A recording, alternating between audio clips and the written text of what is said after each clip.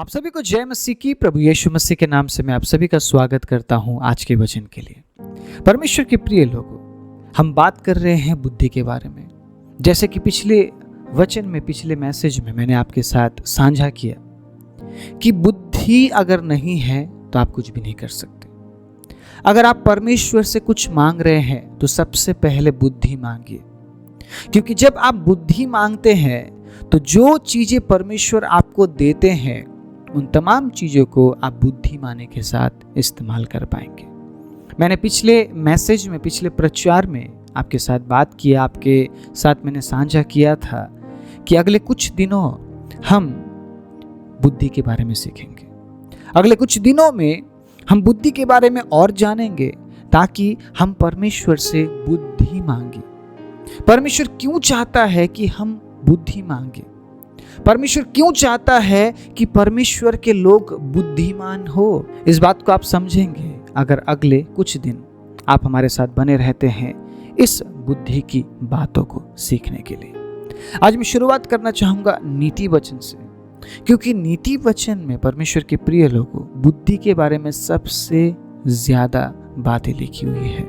जिस प्रकार सुलेमान ज्यादातर बुद्धि की बातें करता है, उसी प्रकार नीति वचन में भी बुद्धि की बातें ज्यादातर लिखी हुई है।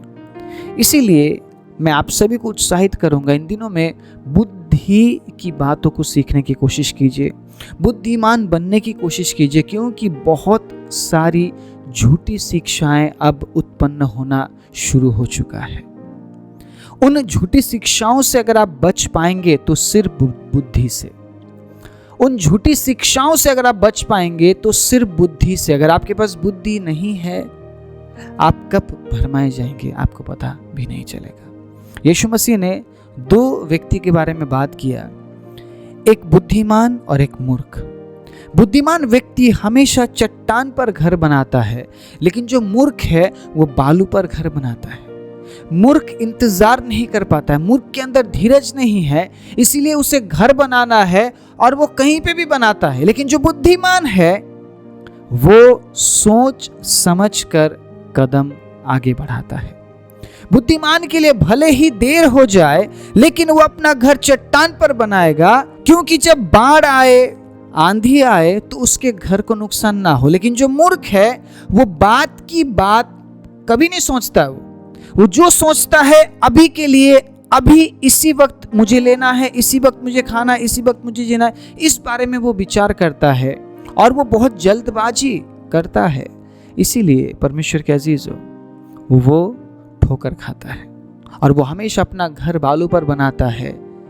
और जब बाढ़ आती है, जब आंधियां चलती है, उसका घर टूट जाता है, बिखर जाता है और वो उस समय रोता है, चीखता है, चिल्लाता है, लेकिन कोई बचाने वाला नहीं। क्यों? क्योंकि उसने घर बनाने से पहले सोचा नहीं कि मैं कहाँ घर बना रहा हूं। आपने यीशु मसीह पर शायद सालों पहले विश्वास किया होगा। मेरी बात बड़े ध्यान से सुनना। अब मैं जो बातें आपको बताऊंगा ना, आपके जीवन के साथ जुड़ी हुई वो बातें हैं। अगर आपको ऐसा लगता है कि परमेश्वर आपसे बात कर रहे हैं, तुरंत ग्रहण कर लीजिए। मेरा आपसे बात करने का कोई मकसद नहीं है, आप समझ रहे हैं। मैं आपको कुछ नहीं बता सकता हूं, मैं आपको कुछ नहीं सिखा सकता हूं, लेकिन जिस परमेश्वर के बारे में मैं बात करता हूं वो परमेश्वर आपसे बात करता है, वो परमेश्वर आपको सिखाता है, वो परमेश्वर आपको अद्भुत चीजें देता है जो आपने इससे पहले कभी प्राप्त नहीं की। इसीलिए परमेश्वर के अजीजों, मुझसे नहीं, परमेश्वर से सीखिए। मैं बस एक जरिया हूं, मैं आप तक परमेश्वर का वचन पहुंचाऊंगा, लेकिन आप स्ट्रेट परमेश्वर से सुन रहे हैं। मैं आपको परमेश्वर के आवाज को मैं दे रहा हूं। इसलिए परमेश्वर के अजीजों, हमेशा यीशु मसीह की महिमा कीजिए, यीशु मसीह को ऊंचा कीजिए, क्योंकि उससे आप सीखते हैं, उससे आप प्राप्त करते हैं। जब आप नीति वचन 4 अध्याय 1 आयत से पढ़ना शुरू करेंगे, वचन कुछ इस प्रकार लिखा है, हे मेरे पुत्रों, मतलब सभी के लिए बोला गया है, किसी एक व्यक्तित्व के लिए नहीं। पिता की शिक्षा सुनो और समझ प्राप्त करने में मन लगाओ। आगे सुनिएगा, क्योंकि मैंने तुमको उत्तम शिक्षा दी है, मेरी शिक्षा को ना छोड़ो। आगे सुनिएगा, देखो मैं भी अपने पिता का पुत्र था और माता का अकेला दुलारा था। और मेरा पिता मुझे ये कहकर सिखाता था, तेरा मन मेरे वचन पर लगा रहे, तू मेरी आज्ञाओं का पालन कर, तब जीवित रहेगा। अब जो मेन बात है वो यहां से शुरू होती है 5वें आयत से, बुद्धि को प्राप्त कर, समझ को भी प्राप्त कर, उनको भूल ना जाना, ना मेरी बातों को छोड़ना। अब ध्यान से सुनिएगा जो मैं आपको बताने की कोशिश कर रहा हूं। आपने सालों पहले यीशु मसीह पर विश्वास किया होगा, है ना? आपने वचन को बहुत आयत से पढ़ा है, आपको वचन याद है, लेकिन क्या आपने इस बात का ध्यान किया आप बुद्धि से चले या नहीं? मुझे बताइए। आपने वचन भी पढ़ा, आपने विश्वास भी किया, आप परमेश्वर के साथ भी चले, लेकिन क्या आपने कामों को बुद्धिमानी के साथ किया है? एक क्वेश्चन मार्क, एक सवाल बन जाएगा आपके जीवन में। क्या आपने कभी प्रार्थना में परमेश्वर से बुद्धि मांगी है? मैं आज कलीसिया में ये पूछ रहा था लोगों से, और बहुत से लोगों ने बोला नहीं, हमें ध्यान ही नहीं गया उस ओर कि मैं परमेश्वर से बुद्धि मांगू। आप जब प्रार्थना में होते आप क्या मांगते हैं? प्रभु मुझे चंगाई दीजिए, प्रभु मुझे आशीष दीजिए, प्रभु मेरा ये काम हो जाए, प्रभु मेरे बच्चे अच्छे हो जाए। सब कुछ ठीक है, आप प्रार्थना कर रहे हैं, आप अपने हालात को प्रभु के सामने बयान कर रहे हैं, बहुत अच्छी बात है, लेकिन क्या आपने बुद्धि मांगी? प्रार्थना के शुरुआत में या प्रार्थना के अंत में क्या किसी भी क्षेत्र में आपने परमेश्वर से बुद्धि मांगी? आप नहीं मांगते, मुझे पता है। मैंने भी कई बार ऐसी प्रार्थनाएं की जिस प्रार्थना में मैंने परमेश्वर से बुद्धि नहीं मांगी, लेकिन परमेश्वर ने मुझे सिखाया कि जब तक तू बुद्धि नहीं मांगेगा, देखिए, तू बुद्धि को प्राप्त नहीं कर पाएगा। बुद्धि को प्राप्त करना पड़ेगा, अपने आप आपके पास नहीं आएगा बुद्धि। आप समझ रहे हैं? बुद्धि अगर प्राप्त नहीं कर पाए आप, अगर आप बुद्धि को प्राप्त करने का यत्न नहीं करते हैं, परमेश्वर के प्रिय लोगों, सालों का जो विश्वास है कोई काम नहीं आएगा। सालों से आप विश्वास करते हुए आ रहे हैं, लेकिन आपने बुद्धिमानी के साथ आप नहीं चले, बुद्धिमानी के साथ आपने कोई काम नहीं किया, इसीलिए वो वचन आपके लिए कार्यरत नहीं हो पाया। सुलेमान से परमेश्वर क्यों खुश हुआ? क्योंकि सुलेमान ने धन दौलत शोहरत नहीं मांगी, उसने क्या मांगी? बुद्धि। हम सब कुछ मांगते हैं बुद्धि को छोड़ के। बुद्धि से ही आप वो चीजें प्राप्त कर सकते हैं। मान लीजिए आपने परमेश्वर से धन मांगा कि प्रभु मुझे अमीर बना दीजिए, या प्रभु मुझे इतना दीजिए ताकि मेरा परिवार चल सके, प्रभु मैं आशीषित हो सकूं। ध्यान से सुनिएगा, आप मेहनत नहीं करना चाहते हैं, आप बुद्धिमानी के साथ काम नहीं करना चाहते हैं, आप जो प्रभु ने आपको दिया है उन बातों को आप सही तरह से इस्तेमाल नहीं करना चाहते हैं, तो क्या जो पैसा, जो धन, जो बढ़ोतरी परमेश्वर ऊपर से फेंक देगा? आपको क्या लगता है? आपके प्रार्थना करने से क्या परमेश्वर ऊपर से पैसा दे देगा आपको? बोरी में भर के क्या आपके घर में पैसा गिरेगा?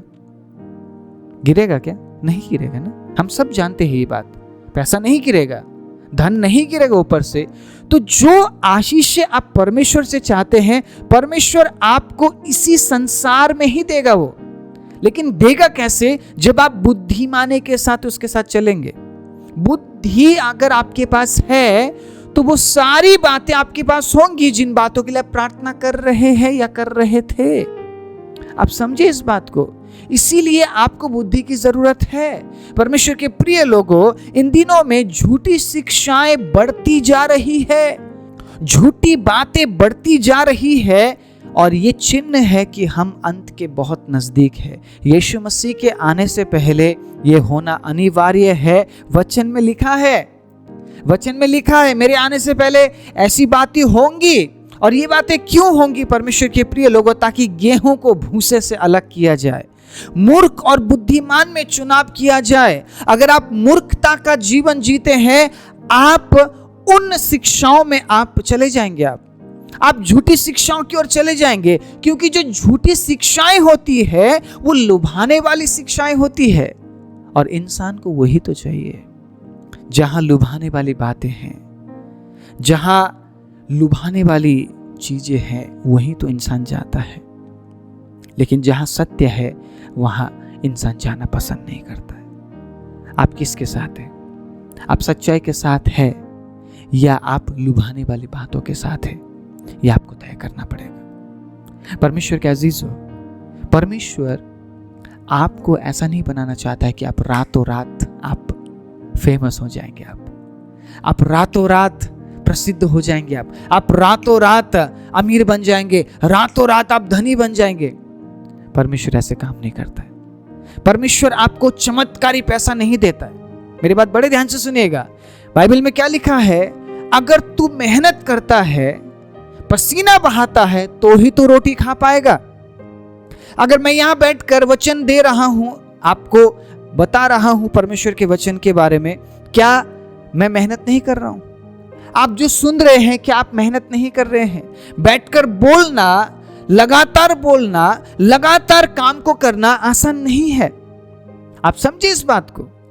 चाहे एक व्यक्ति खेत में काम करे, पसीना बहाए, चाहे वो किसी कमरे में बैठकर पसीना बहाए, पसीना पसीना है और बिना मेहनत किए पसीना नहीं बहता है। आप समझिए इस बात को। अगर आप खाना बनाते हैं, अगर आप गृहिणी है, आप मेहनत कर रहे हैं इसीलिए पसीना बह रहा है। आप मेहनत के साथ खाना बनाते हैं, आप करीबन 3 से 4 घंटे खड़े होकर खाना बनाते हैं। मैं अपने बहनों के बारे में बोल रहा हूं। आप मेहनत करते हैं, आप बच्चों को संभालते हैं, आप मेहनत करते हैं और पसीना बहता है, इसलिए आप रोटी खा पाते हैं। जो मेहनत नहीं करता है वो रोटी भी ना खाए, उसके वचन में लिखा है। जो मूर्ख है ना, वो चमत्कारी पैसों के पीछे भागेंगे। जो मूर्ख है वो चमत्कारी साबुन के पीछे भागेंगे। जो मूर्ख है वो चमत्कारी तेलों के पीछे भागेंगे। तेल आपको चंगा नहीं करता है, साबुन आपको चंगा नहीं करता है, आपको वो चमत्कारी पैसा धनी नहीं बनाता है। आप समझिए इस बात को। परमेश्वर है जो आपको चंगा करता है, परमेश्वर है जो आपको शुद्ध करता है, परमेश्वर है जो आपको आशीष देता है, और उसने वो सारी बातें यीशु में रखी है। आप यीशु को प्राप्त नहीं कर रहे हैं और लोगों के बताए हुए चमत्कारी पैसों के पीछे अगर आप भाग रहे हैं, आप गरीब हो जाएंगे, आप लूट जाएंगे। आप आज सुनिए, मैं परमेश्वर के वचन से बता रहा हूं, मूर्ख मत बनिए, अंत का समय है, मूर्खता की ओर मत जाइए। आपको बुद्धिमानी के साथ इस वचन को थामे रहना पड़ेगा। प्रभु के वचन में जो लिखा है, सत्य का साथ देना पड़ेगा, और सत्य का साथ देना आसान नहीं है। मूर्ख इसका साथ नहीं दे सकते। अगर आप बुद्धिमानी है, परमेश्वर का अजीज हो, आप प्रभु के वचन के साथ खड़े रहेंगे, चाहे कोई भी कठिनाई क्यों ना आए। यीशु मसीह ने साफ कह दिया है, अगर उन्होंने मुझे नहीं छोड़ा तो वो तुम्हें क्या छोड़ेंगे। दुख सहना पड़ेगा। जब तुम दुख उठाते हो, दुख सहते हो, याद रखना तुम्हारे लिए स्वर्ग में बहुत बड़ा प्रतिफल है। हालेलुया। लेकिन अगर आप यहाँ पर चमत्कारी पैसों के पीछे भागते हैं, चमत्कार के पीछे भागते हैं, हमेशा आप सहजता से चीजों को प्राप्त करने के पीछे भागते हैं, आप मेहनत अगर नहीं करना चाहते हैं, परमेश्वर के अजीजों, अनंत जीवन में, स्वर्ग में आपके लिए कोई भी प्रतिफल नहीं है, कोई भी प्रतिफल नहीं है। इसीलिए आज बुद्धिमानी के साथ चलने के लिए मैं आपको क्यों अगुवाई कर रहा हूं? क्योंकि बहुत सारी बातें हैं जो हमें समझना बहुत जरूरी है। हम कई साल से विश्वास करते हुए आ रहे हैं, लेकिन आज भी हमारा विश्वास का जो स्थिति है ना, वो बदला नहीं है। क्यों? क्योंकि हमारे पास बुद्धि की कमी है। प्रभु ने जो समय हमें दिया है, उन समयों का हम सही इस्तेमाल नहीं कर पाए। उन समयों में हम प्रभु के साथ समय नहीं बिता पाए, हम प्रार्थना नहीं कर पाए, हम आराधना नहीं कर पाए, हम वचन नहीं पढ़ पाए, हम नहीं सीख पाए। इसीलिए 10 साल बाद भी हम उसी हालत में हैं। 10 साल पहले हम क्या बोलते थे? प्रभु मैं तो बहुत विश्वास करता हूँ, प्रभु मैं आपको प्रेम करता हूँ, प्रभु मैं आपके लिए कुछ भी करने के लिए तैयार हूँ। हम बस यही बोलते रहे, समय को हम बर्बाद करते रहे, ये बोलते रहे और समय को हम बर्बाद करते रहे। हमें उस समय ऐसा लगा ही नहीं था कि 10 साल बाद भी मेरा विश्वास का स्तर वही होगा। अगर इस दुनिया में सब कुछ बढ़ रहा है, चाहे वो चीज़ों का दाम हो, चाहे कोई भी चीज़ हो, जब वो बढ़ रहा है तो हमारा विश्वास क्यों घट रहा है? क्यों घट रहा है? क्यों हम आत्मिक रूप से घटते हुए जा रहे हैं? क्यों वचन में हम घटते हुए जा रहे हैं? क्यों आज हम वचन में उतना नहीं है जितना हमें होना चाहिए? बुद्धि की कमी। प्रभु से आपने सब कुछ मांगा, आपने बुद्धि नहीं मांगा, और बुद्धि को प्राप्त करने का आपने यत्न भी नहीं किया। बुद्धि को प्राप्त करना आसान नहीं है। वो चोखे सोने से भी अधिक उत्तम है। आप सोना प्राप्त कर लेंगे, आप चोखा सोना प्राप्त कर लेंगे, आप बुद्धि नहीं प्राप्त कर पाएंगे आप, क्योंकि बुद्धि प्राप्त करना आसान नहीं है। अगर वचन आपके अंदर है, आपके अंदर भय होगा परमेश्वर का, और अगर आपके अंदर भय है, वो आपको बुद्धिमान बनाएगा। हालेलुया। यूसुफ क्यों बुद्धिमान था? यूसुफ क्यों बुद्धिमान गिना गया? मैं एक एक एग्जाम्पल देकर आपको समझाऊंगा। मैं आपको कंफ्यूज नहीं करना चाहता हूं परमेश्वर के अजीजों। मैं बहुत सारे वचन को पढ़ाकर मैं आपको कंफ्यूज नहीं करूंगा। मैं जितना हो सके सिंपल इस वचन को रखने की मैं कोशिश करूंगा, ताकि आप समझे। अगर आप समझेंगे तभी तो आप अप्लाई करेंगे, आप ग्रहण करेंगे। अगर आप समझेंगे ही नहीं तो आप ग्रहण कैसे करेंगे? इसीलिए मैं कोशिश करूंगा आपके बीच में जितना हो सके सरलता से प्रभु का वचन रखा जाए, और जो वचन है वही मैं रखूंगा। ना इससे मैं कम बोलूंगा, ना ही इससे मैं ज्यादा बोलूंगा। मैं दोषी ठहरना नहीं चाहता, और ना ही मैं आपको दोषी ठहराना चाहता हूं। इसीलिए परमेश्वर के अजीजों, वचन को वचन की तरह हमें सुनने की जरूरत है। इसमें मिलावटी हम नहीं कर सकते। मैं आप सभी तक वो बातें पहुंचाऊंगा जो परमेश्वर मुझे देते हैं, और मैं विश्वास करता हूं आने वाले दिनों में इस चैनल में लाखों लोग वीडियोस को देखेंगे और आशीषित होंगे। इसीलिए मैं आपको अगुवाई करना चाहता हूं, बुद्धि अगर आप प्राप्त करना चाहते हैं तो प्रभु का वचन से ही आप बुद्धि प्राप्त कर सकते हैं। प्रभु का वचन अगर आपके मन में है तो आप भय मानेंगे, और अगर आप भय के साथ चलेंगे, आप डरेंगे प्रभु से, तो वो आपको बुद्धिमान बनाएगा। यूसुफ बुद्धिमान था। यूसुफ इसलिए बुद्धिमान नहीं था कि वो बहुत अच्छा था। आप समझ रहे हैं? यूसुफ इसलिए बुद्धिमान नहीं था कि वो परफेक्ट व्यक्ति था, वो अलग ही कुछ था, नहीं। वो आपके जैसा और मेरे जैसा इंसान था, साधारण इंसान था परमेश्वर के अजीजों। लेकिन यूसुफ बुद्धिमान कैसे बन गया? क्यों बुद्धिमान बना यूसुफ? क्योंकि यूसुफ परमेश्वर का भय मानता था। उसके जीवन में स्ट्रॉन्ग फियर था, एक मजबूत भय था परमेश्वर के लिए, और वो भय कभी कम नहीं हुआ। वो भय हमेशा बढ़ता गया, वो आदर हमेशा बढ़ता गया, वो इज्जत हमेशा बढ़ता गया। इसीलिए उसने हमेशा बुद्धि को प्राप्त करने का कोशिश उसने किया है। वो यत्न में लगा रहा, वो बराबर प्रभु का भय मानता रहा। इसीलिए वो हर दिन बुद्धिमान बनता गया, और वो इतना बुद्धिमान था कि वो स्वप्न का अर्थ बताता था। परमेश्वर के अजीजों, परमेश्वर आपको बुद्धिमान बनाना चाहता है। लेकिन अगर आप बुद्धिमान बनने के लिए प्रभु का भय नहीं मानते हैं, वचन से अगर आप प्रेम नहीं करते हैं, वचन को सुनना, वचन को अपने हृदय में रखना अगर आप पसंद नहीं करते हैं, परमेश्वर के अजीजों, आप बुद्धिमान नहीं बन सकते हैं। और सोच लीजिए, अगर आप बुद्धिमान नहीं है, वचन को आप जितना ही पढ़ ले, ये वचन आपके लिए कभी कार्यरत नहीं होगा, कभी ये कारगर नहीं होगा। परमेश्वर के अजीजों, आज मैं आपको उत्साहित करना चाहता हूं, अगर आप प्रभु के नजदीक आते हैं तो उसका भय आप मानिए। जितना ज्यादा हो सके प्रभु से आप बोलिए कि प्रभु मुझे अपने भय से भर दीजिए, प्रभु मुझे अपने डर से भर दीजिए। प्रभु, जब मैं देखता हूं तो मैं आपसे डरूं कि मैं क्या देख रहा हूं, और वो मैं देखूं जो आप चाहते हैं। आप उससे कहिए, प्रभु मैं वो सुनना चाहता हूं जो आप चाहते हैं। सुनने से पहले मैं डरूं प्रभु कि मैं क्या सुन रहा हूं। प्रभु मैं वो खाऊं जो आप चाहते हैं, खाने से पहले प्रभु मैं डरूं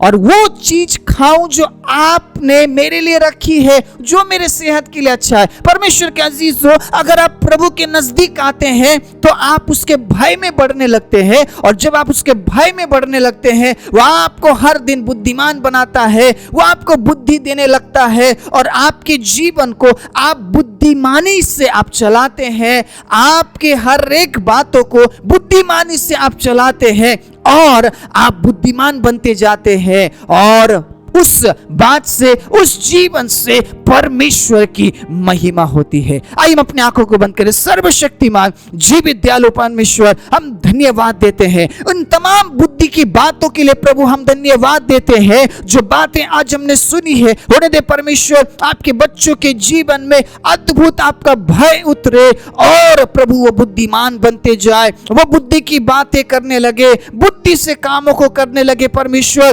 ताकि प्रभु उनके जीवनों से आपके नाम को आदर और महिमा मिल सके। हम सारी महिमा, आदर, इज्जत आपको देते हुए प्रार्थना प्रभु यीशु के नाम से मांगते हैं, आमीन।